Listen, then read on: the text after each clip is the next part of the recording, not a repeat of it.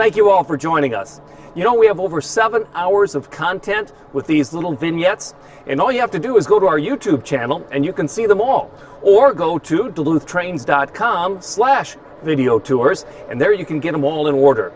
And maybe as a prep for today's story, you might want to go back and check out railroads going to war in World War I and World War II in our earlier set of series on the war that we did over the Memorial Day weekend.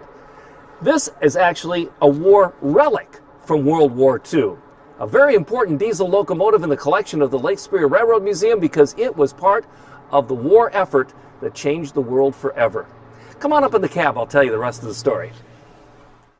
When the labor laws changed in the 1930s to allow for locomotives under 45 tons to be operated without a fireman, it opened up a whole new realm of manufacturing for plant engines, small little industrials. And GE was the big winner because they made small engines, and their 44 and 45 ton locomotives became very popular as soon as they started making them in the late 30s and early 1940s. EMD wanted to get into the act too and explore this new market for smaller engines. Well, they got into it, but not very successfully. They made a Model 40 and a Model 44. 40 tons, 44 tons. This is the Model 40 from EMD, one of only 11 made. And some of the reasons why it didn't work was this cab. This cab was a standard EMD cab that you'd find on like the 192 or some engine like that. So big cab, small little locomotive. Kind of looked funny. Only 4 wheels, that meant 2 axles. Each axle had its own traction motor. And the prime mover, a Detroit diesel 671.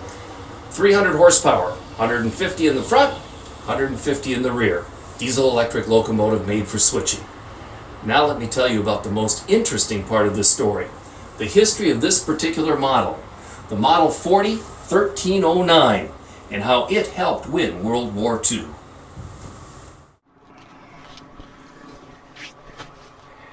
To learn how this fought in World War II, you have to go to a little farming community just outside of Des Moines, Iowa, called Ankeny.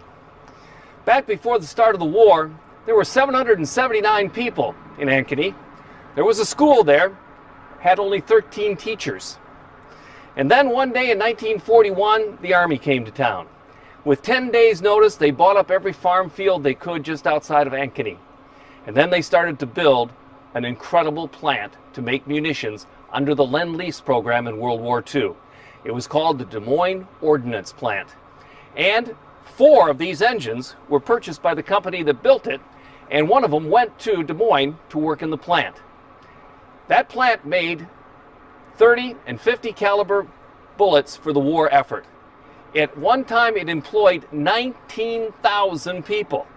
And even on its last day of operation, over 12,000 people were still working there. At the height of production, this was the engine that worked that plant, and it went to war.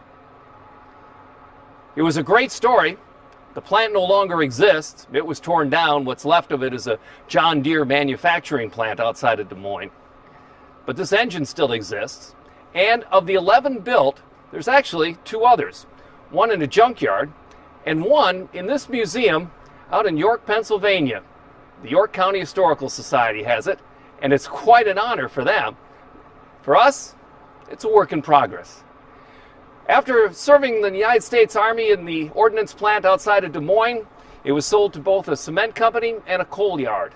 And it ended up out in Mohall, North Dakota, at the Sun Prairie Cooperative out there, where it switched cars at the grain elevator.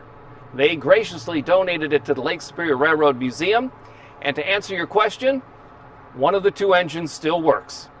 What's unique about this is the fact that it survived from World War II, and a plant that employed 19,000 people is gone. You come back tomorrow, we'll have another story for you. In the meantime, though, please, as always, cover your coughs, don't touch your face, stay home if you're sick, and let's take care of each other.